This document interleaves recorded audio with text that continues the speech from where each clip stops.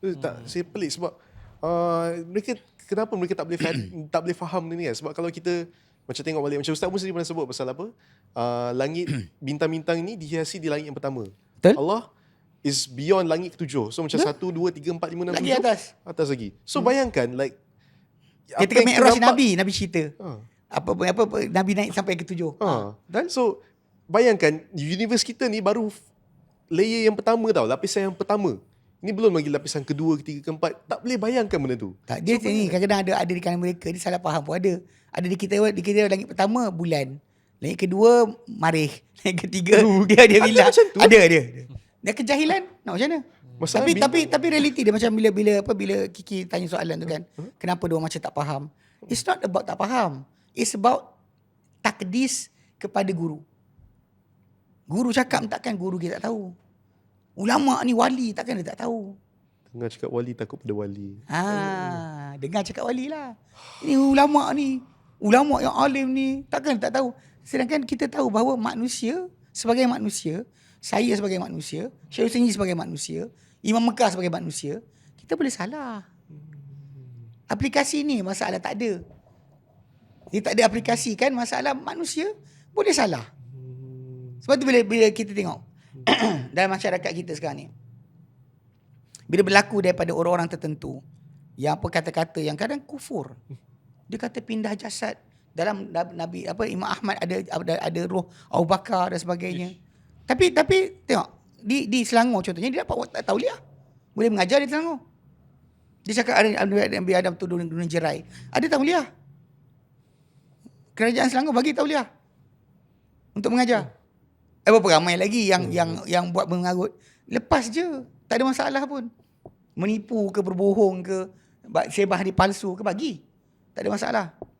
Pasal tadi, realiti dia, kes kadang-kadang, sebab apa? Sebab yang bercakap tadi bukan dia cakap sendiri. Dia bawa pada Tok Guru.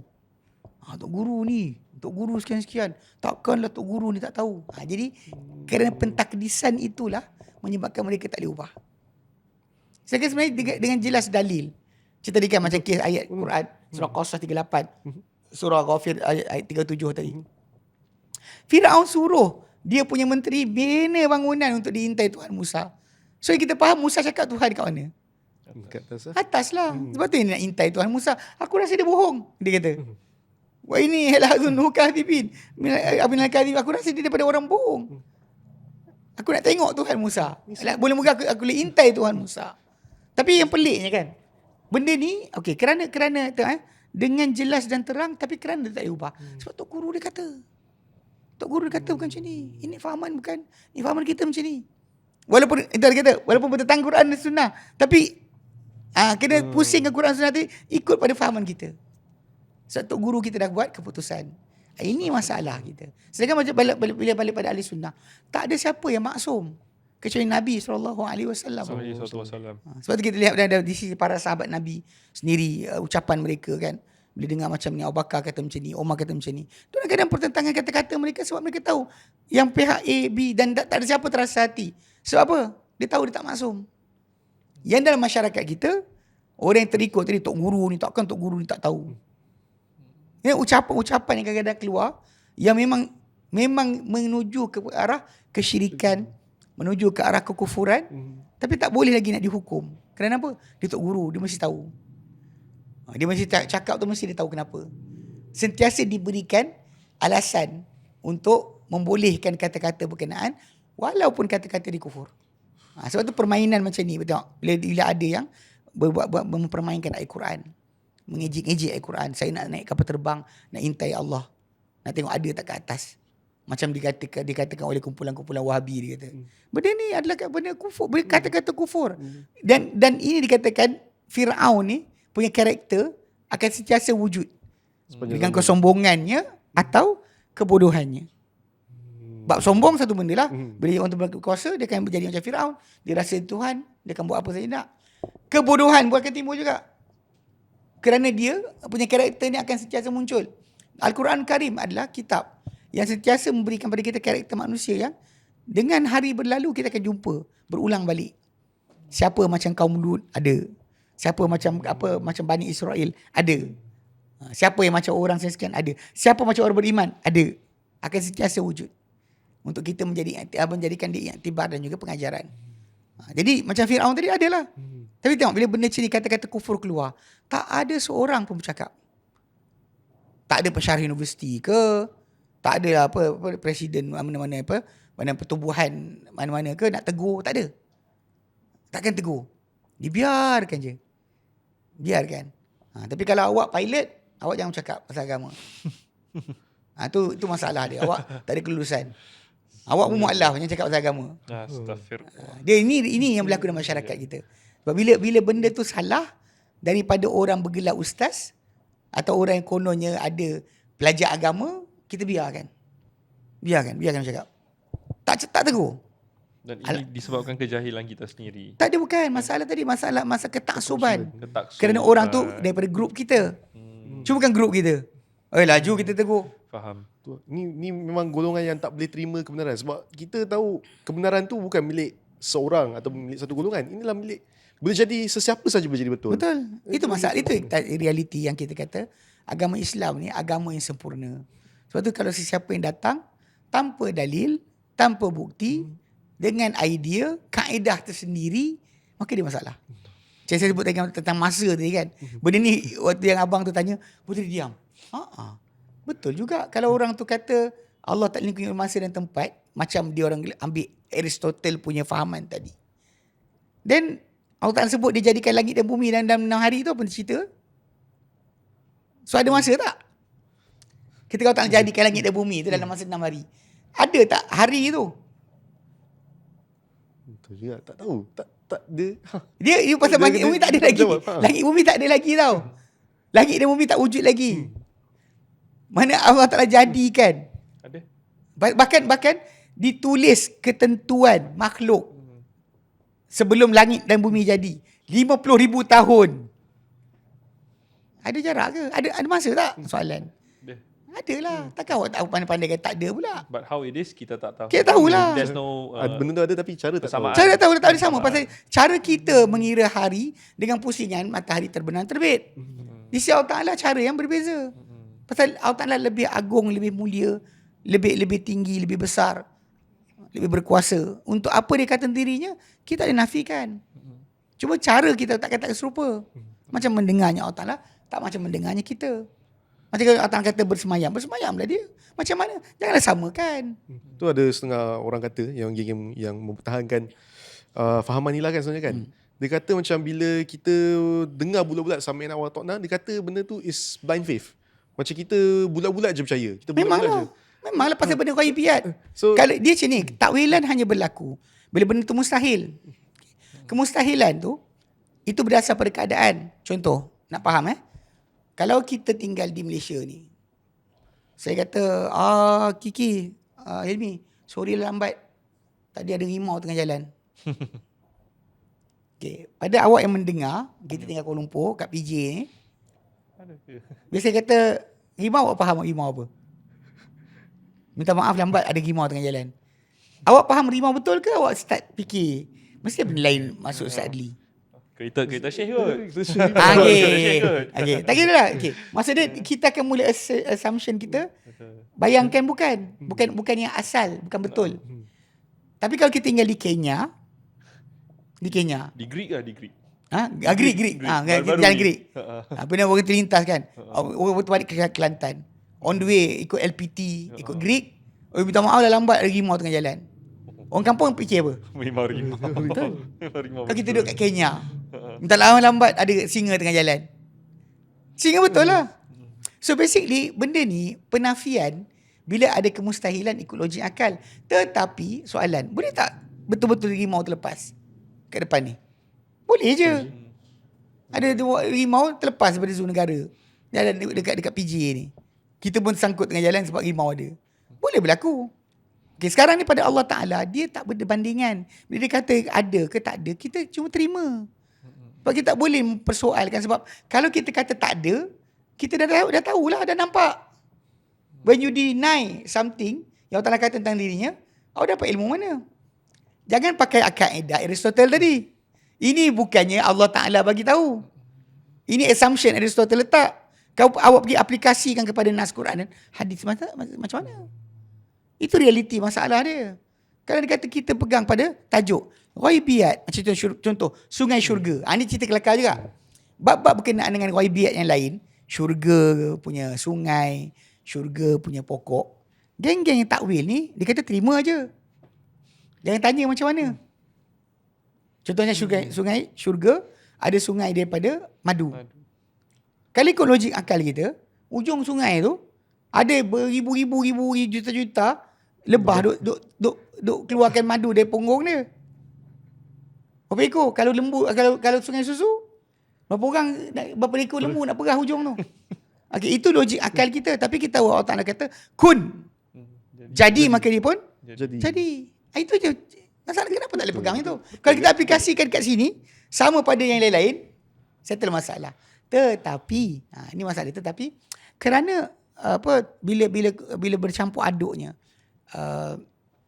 ilmu falsafah tadi, yang dalam falsafah Greek dan juga Aristotle punya atau Plato punya, diorang dah ada mindset tentang Tuhan.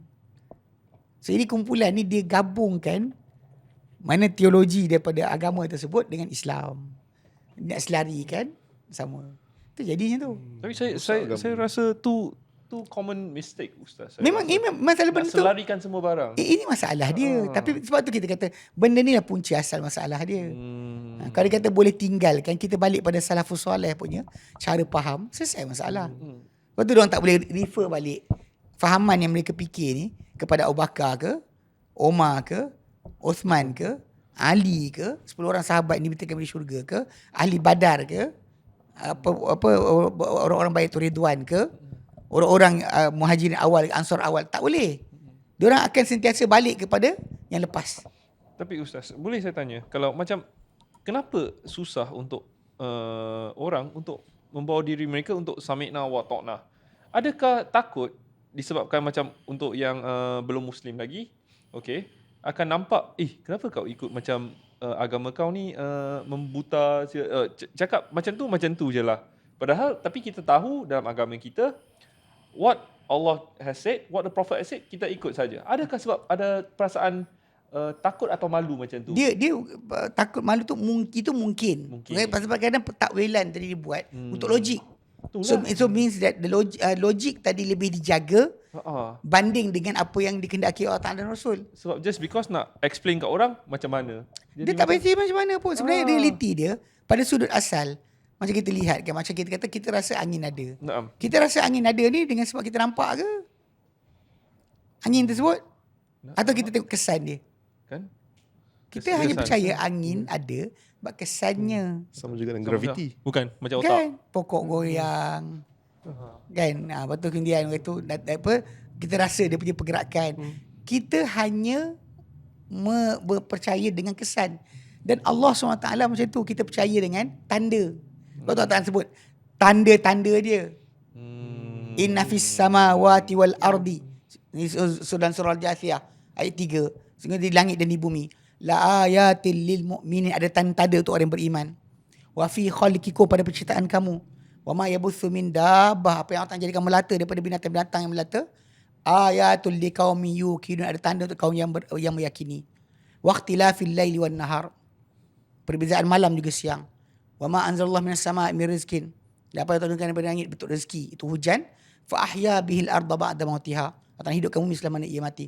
Wa tasrifir riyah, kan, peredaran angin, monsun barat, musim laut. Ayatul liqaumin yaqilun, ada tanda-tanda untuk kaum yang berakal. Ujung tu tak kata apa? Tilka ayatullah, itu tanda-tanda Allah, bukti-bukti Allah. Natsluha alaika bil haqq, kami sampai kepada Muhammad dengan kebenaran. Fa bi ayyi haditsin ba'dallahi wa ayatihi yu'minun, maka dengan manakah cerita lagi selepas Allah dan tandanya akan mereka beriman. So memang kita kata dari sudut itu, ya. Adapun pada masalah kita bukan ikut membuta tuli, bahkan kerana beriman dengan Allah lah kita ikut. Kerana beriman dengan Rasul lah kita ikut. Tanpa ada iman tadi, kepercayaan tadi, kita tak mula ikut. Bukti kukuh semua dah ada. Kenapa orang masih nak cari bukti yang lain? Ya. Tapi ini masalah tadi. Jadi kadang-kadang kita sebut dari awal tadi, mereka mengagungkan akal mengatasi nas. Itu tajuk dia. Kalau nak kata benda tu hilang, Ada yang hilang lah yang lain. Tapi kalau dia kata benda tu masih ada kekal, dia tak boleh buat apa. Dia akan kekal macam tu. Selama ni pun dia pusing balik. Tapi sentiasa yang dilagakan dengan nas tadi adalah kaedah-kaedah Aristotle letakkan, itu dijadikan sebagai basic untuk perkara tersebut. Okay? Okay. Alhamdulillah. Dan Ustaz, saya ada satu soalan lagi. Biasanya saya tak berapa faham, tapi kadang-kadang saya terjumpa jugalah istilah ni, iaitu furuk. Furuk bercabang lah. Furuk akidah. Saya nak tanya Ustaz, adakah akidah kita bercabang? Okay. Ini macam ni. Kalau tajuk berkenaan dengan furuk akidah ni, kalau dimaksudkan contoh macam detail. Maksud detail, contoh macam sungai syurga tu, macam mana rupa dia, bentuk lebar dia, apa bangunan dalam syurga. Syurga tu sendiri base. Okay. Tapi bila dia punya bangunan binaan ada sebut kubah daripada mutiara, ada satu nas yang datang kata bata-bata daripada perak dan emas. Okay. Dekat situ boleh menjadi sebagai dipanggilkan furuk. Minor detail. Minor detail tadi yang akan timbul tajuk. Macam sangkakala tu macam mana saiz dia. Itu benda-benda macam tu kita akan kata furuk. Tapi masalah wujud je sangkakala tadi atau syurga tadi, itu bukan furuk. Sekarang ni macam berkenaan Allah SWT. Allah Ta'ala kata tentang dirinya. Betul. Itulah dia patut kita beriman. Manalah kita cakap yang lain. Pasal Allah Ta'ala bukannya difikirkan dengan akal. Tak dicapai dengan akal pun. Jadi basis tu tidak untuk takwilkan. Okay. Kadang-kadang macam ni. Yang kadang-kadang yang diorang sering sebut kata furuk dan usul ni. Sebab diorang cuba untuk justify apa mereka buat tu masih lagi okey. Betul lah Kak Ustaz. Tapi setahu saya dalam akidah mana ada cabang. Itu saya detail balik. Cabang tadi pada tajuk apa. Saya kena define balik. Benda yang usul dipanggil sebagai cabang. Sedangkan beriman dengan Allah Ta'ala sebagaimana dia firmankan tentang dirinya sendiri, itulah iman bagian betul. Itu usul lah. Mana boleh kita kata pasal Allah Ta'ala tak dicapai dengan akal. Tak dicapai dengan akal. Betul. Kan wala yuhituna bi syai'in min ilmihi illa bima sya'. Mereka tak meliputi ilmu tentang Allah Ta'ala kecuali apa yang dikehendaki dia. Itu je. Tak boleh lebih daripada apa yang Allah Ta'ala kehendaki atau mahukan untuk dia ketahui. Dan tidak diberikan ilmu. Hatta roh kita pun, roh kita sendiri, dalam surah Isra kan, Allah nyatakan yas'alunaka 'anil ruh. Mereka tanya kau Muhammad mengenai roh. Qul ruh min amri rabbi. Katakan Muhammad, roh itu daripada urusan Tuhanku. Kamu tak diberikan ilmu mengenainya kecuali sedikit saja. Tentang roh itu sendiri pun hanya sedikit. Mana mungkin kita meliputi tentang Allah Subhanahu Wa Taala. Lepas tu para sahabat Nabi SAW sendiri kan bertanya kepada Nabi, hal nara rabbana yaumal qiyamati. Adakah kami akan lihat Tuhan kami pada hari kiamat nanti? Diorang tanya soalan tu. Sebab Nabi tak pernah ajar mereka untuk melihat Allah Ta'ala di muka bumi. Tak pernah ajar mereka lihat di sini. Maka Nabi cuma kata, bila Nabi cakap tak dilihat di sini, maka mereka tanya, kiamat nanti kami nampak tak? Maka Nabi siap beri kepada mereka gambaran tentang bagaimana akan mereka melihat kepada Allah Ta'ala nanti. Mereka kata, adakah kamu akan berimpit-impit, bersesak-sesak pada matahari tengah hari yang tiada antara kamu dengan sebarang awan? Para sahabat kata tidak.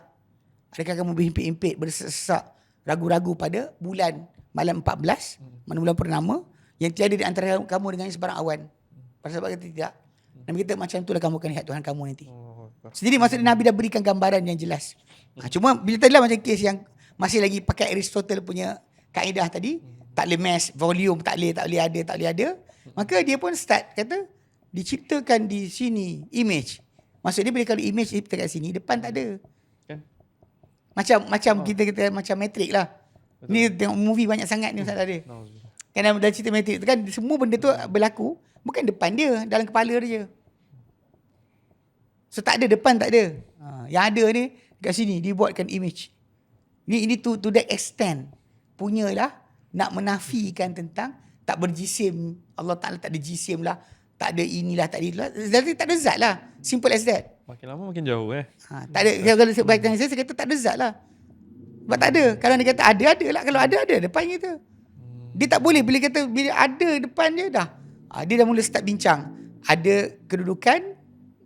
Dia dikuasai oleh masa. Ada tempat. Dan makhluk. Dia nafikan macam tu. Kononnya, tajuk asal kononnya untuk menyucikan Allah dari sifat makhluk. Tapi berakhir dengan kufur terhadap ayat Quran dan hadis Nabi SAW. Alaihissalam. Okay? Alhamdulillah. And Ustaz, finally, bagaimana cara yang terbaik untuk kita macam nak menasihati seseorang yang mungkin tersilap dalam memahami sifat-sifat Allah Subhanahu Wa Taala tanpa macam menghina atau memperolokkan mereka? Tak, Macam sebab pertama sekali macam ni. Kalau kita kata nasihat, dia ikut kadar juga. Kadar nasihat ni ada kadar dia. Maksud kadar saya tadi, maksud dia ada orang yang kita boleh berikan dia kalau Allah, kalau Rasulullah, nak ikut tak ikut sudah. Dan kadang-kadang kita tak perlu berdebat pun dengan mereka. Sebab memang mereka jahil. Kejahilan mereka ada tadi tak membawa untuk kita mesti tukar pendirian mereka. Dan kadang-kadang macam kita sebut lah, macam kadang mereka bukan ahli sunnah. Itu balik asal. Faham. Bukan ahli sunnah. Sebab ahli sunnah ada karakter yang kita bincangkan itu kan. Kita kata sifat pertama dia adalah mengagungkan nas. Kalau yang pertama ni pun dia tak ada, dia macam mana? Kalau dia agungkan akal mengatasi nas, kita nak pusing macam mana? Every time kita kata kalau Allah, kalau Rasulullah, dia akan kata tapi ikut kaedah ni, tapi ulama ni kata. Whenever dia oppose kalau Allah, kalau Rasulullah bukan dengan penjelasan kalau Allah, kalau Rasulullah sendiri, dia masalah lah. Kita tak ada peluang untuk memberikan faedah pada dia. Hanya Allah Ta'ala saja yang boleh ubah hati dia. InsyaAllah. Itu bukan satu cara yang mudah lah. Pasal dia punya basis, cara dia memahami. Macam kita kata ini cawan, dia kata ni kambing. Kita kata ni cawan, kambing. Kita bawa bukti pun dia tak kata kambing. Nah, macam mana? Dia punya mindset dia telah dibentuk macam tu. Sampai kan bila bincangkan macam kes yang budak tadi lah, yang dia kata dia lone aswaja. Dia dengan ucapan dia kata naik kapal terbang, nak intai, nak tengok ada Tuhan ke tidak sebagainya. Perbuatan kata-kata dia macam ni adalah kufur terhadap ayat Quran. Dengan jelas direct. Tapi macam masalahnya, tengok, ada tak bercakap ustaz-ustaz dia ke, tok-tok guru dia ke, pesyar-pesyar universiti ke, yang kononnya kalau orang tak bukan bidang bercakap, diorang akan tegur. Awak kan bidang awak. Tapi ketika orang macam ni bercakap, diorang diam. Kenapa tak betul kan? Ini realiti yang saya perhatikan agak sedih. Kerana masyarakat Islam kita di Malaysia ni, kadang-kadang kita kata cuba konon untuk mempertahankan kumpulan, bukannya mempertahankan kebenaran. Kita ada kebenaran, kita ada kalau Allah, kalau Rasulullah, tapi kita menangkan kalau Allah, kalau Rasulullah, kita menangkan kumpulan kita. Okay? Allahu a'lam.